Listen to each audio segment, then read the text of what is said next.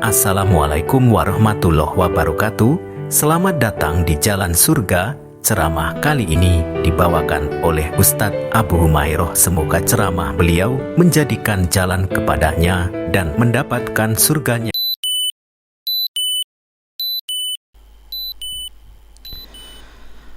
Bismillahirrahmanirrahim. Assalamualaikum warahmatullahi wabarakatuh. Alhamdulillah. Alhamdulillahilladzi arsala rasulahu bil huda wa dinil haq liyudhhirahu 'ala ad-dini kullihi wa kafa billahi shahida wa kafa billahi wakila. Asyhadu an la ilaha illallah wahdahu rabbi la syarika lah wa asyhadu anna Muhammadan abduhu wa rasuluhu alladzi la nabiyya ba'dah, amma ba'du. Ma'asyiral muslimin yang dimuliakan Allah Subhanahu wa taala, alhamdulillah di malam hari ini kembali Allah Subhanahu wa taala pertemukan kita di tempat yang insyaallah diberkahi, di Masjid Jabal Uhud, dan kita senantiasa bersyukur kepada Allah Azza wa Jal masih bisa bermuajahah, bertatap muka walaupun lewat media dalam rangka thalabul ilmi. Salawat dan salam kita aturkan kepada Rasul kita yang mulia, salawatullah alaihi wassalamuhu. Allahumma salli ala Muhammad wa ala alihi wa sahbihi wa man sara ala nahjihi ila yaumiddin. Pembahasan di malam hari ini kita akan membahas tentang sihir dan tanda-tanda orang yang terkena sihir. Tentu saya tidak akan menjabarkan karena pembahasan ini sangat panjang sekali. Tapi di sini saya akan menjelaskan tentang 5 mimpi yang kalau Anda bermimpi dengan 5 perkara ini, boleh jadi Anda sedang terkena sihir atau akan terkena sihir. Apa saja 5 mimpi itu dan apa saja yang dilihat dalam mimpi itu yang menunjukkan tanda dari tanda-tanda Anda terkena sihir atau akan disihir? Pertama, ketika dalam mimpi Anda melihat anjing ataupun binatang-binatang yang diharamkan seperti babi dan yang sejenisnya, ketahuilah bahwa mimpi ini sangat berbahaya, karena kita tahu bahwa anjing itu salah satu simbol dari syaitan. Nabi yang mengatakan al-kalbul aswad syaitan, anjing hitam itu adalah syaitan. Apalagi anjing sendiri adalah binatang najis dan yang diharamkan untuk dimakan. Ini yang pertama. Yang kedua, atau dalam mimpi Anda melihat racun, atau Anda terkena racun, atau Anda sedang minum racun, atau Anda diberikan racun, maka ini pun mimpi yang harus diwaspadai. Karena Nabi SAW bersabda dalam sebuah hadis, kata Nabi SAW, man akala sab'a tamarat, barang siapa yang memakan 7 butir kurma, min ajwatil madinati, dari kurma-kurma Ajwa, kurma kota Madinah, Maka Rasul mengatakan lam yadurru sihrun wala sammun, maka tidak akan membatalkan bagi dia sihir ataupun racun. Di sini Rasulullah SAW menggandengkan antara sihir dengan racun, menunjukkan kalau orang mimpi meminum racun, disediakan racun, atau sedang meminum racun, atau terkena racun dan begitu seterusnya, maka waspadai mimpi anda. Boleh jadi ini bagian daripada mimpi bahwa anda sedang terkena sihir, atau mungkin anda akan disihir. Wallahu a'lam. Kemudian yang ketiga,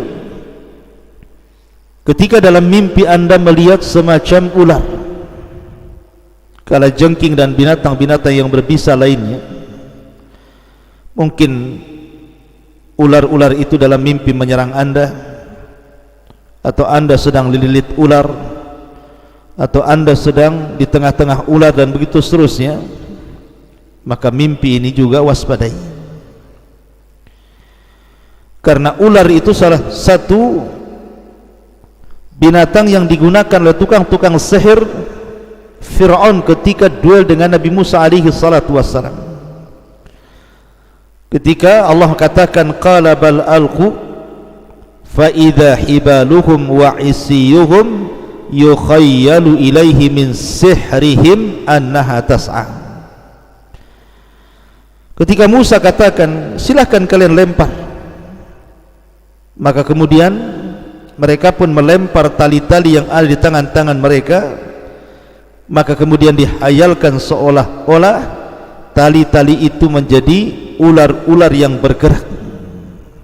Ya, ular ini salah satu simbol dari tukang-tukang sihir Fir'aun. Maka kalau anda bermimpi melihat ular, dililit ular, digigit ular, hidup sama ular gitu ya, waspadai mimpi ini. Boleh jadi anda sedang terkena sihir atau akan ditimpa sihir. Kemudian yang keempat, ketika anda tertidur, anda melihat kamar mandi, terkunci di kamar mandi, atau sedang berada di kamar mandi, maka ingat bahwa Nabi SAW bersabda tentang masalah khala kamar mandi itu. Dari Anas bin Malik radhiyallahu an, kana Nabi SAW idza dakhala al-khala'a qala Allahumma inni a'udzubika minal khubthi wal khaba'ith. Kebiasaan Nabi SAW apabila masuk kamar mandi, maka Nabi SAW berdoa, ya Allah, aku berlindung kepadamu dari syaitan laki-laki dan syaitan perempuan. Ya, karena kamar mandi itu dan yang semacamnya, baik yang ada WC atau yang tidak, adalah tempat dari sarang-sarang syaitan. Maka kalau anda kemudian bermimpi melihat kamar mandi, terkurung di kamar mandi dan begitu seterusnya, hati-hati, waspadai mimpi anda ini. Kemudian juga yang nomor 5, al-maqbarah, ru'yatul maqbarah. Anda melihat kubur, melihat kuburan. Mungkin dalam mimpinya anda berada di tengah-tengah kuburan, atau dalam mimpi anda sedang berjalan-jalan di kuburan dan menyeramkan. Maka ketahuilah bahwa waspadai mimpi anda, karena kebanyakan tukang-tukang sihir itu mereka meletakkan buhul-buhul mereka di kuburan. Makanya kalau ada orang melihat kuburan, waspadai mimpinya. Boleh jadi anda sedang terkena sihir atau anda akan disihir. Dan tentu saya boleh tambah satu lagi, ketika dalam mimpi anda melihat syaitan, melihat iblis, melihat rupa-rupa yang menakutkan, bentuk-bentuk yang menyeramkan yang datang dari syaitan dan juga iblis, maka waspadai mimpi anda. Kenapa? Karena segala asas dunia perdukunan, sihir atau yang semacamnya, yang mengasasnya adalah iblis dan syaitan. Dari sini ikhwatul fillah muliakan Allah Azza wa Jal, Makanya Nabi SAW menyuruh kita untuk banyak-banyak berzikir sebelum tidur itu. Berwudu, kemudian berdoa. Sebagaimana Nabi SAW dikatakan oleh sahabat Bara bin Azib radhiyallahu anhuma, kata Nabi SAW, "Idza awaita ila firashika fatawadda wudu'aka lis-salati thumma taji' ala syikil ayman thumma qala Allahumma aslamtu nafsi ilaika wa fawadtu amri ilaika wa aljahtu dhahri ilaika ragbatan wa rahbatan ilaika la malja wa la manja minka illa ilaika amantu bi kitabika alladhi unzil wa bi nabiyyika alladhi ursil fa in mitta mitta 'alal fitrah faj'alhunna akhira ma takun." Kata Nabi SAW, apabila engkau menuju tempat pembaringanmu, tempat tidur, maka terlentanglah ke arah lambung kanan dan berdoa, "Ya Allah, aku serahkan diriku kepadamu, aku serahkan seluruh urusanku kepadamu, aku serahkan pundakku kepadamu. Tidak ada tempat lari dan tidak ada tempat selamat kecuali kepadamu. Aku hanya beriman dengan kitab yang kau turunkan dan rasul yang kau utus." Maka barang siapa yang mengucapkan seperti ini, kalaupun Allah takdirkan mati, mata 'alal fitrah, maka dia akan mati di atas fitrah. Tetapi kalau Allah takdirkan masih hidup, maka asa 'ala khairin, maka dia akan hidup di atas kebaikan.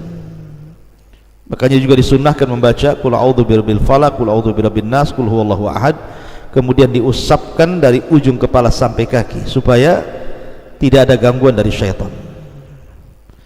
Karena bagaimanapun sihir ini bukan perkara biasa, tapi perkara yang menakutkan. Berapa banyak orang sehat jadi sakit, bahkan mengalami kematian.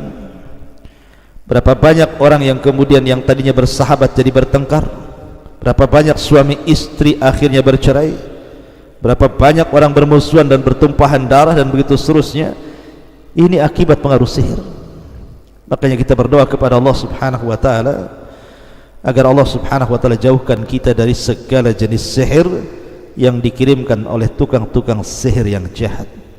Subhanakallah bihamdika asyhadu an la ilaha illa anta astaghfiruka wa atubu ilaik. Allah ta'ala. Assalamualaikum warahmatullahi wabarakatuh.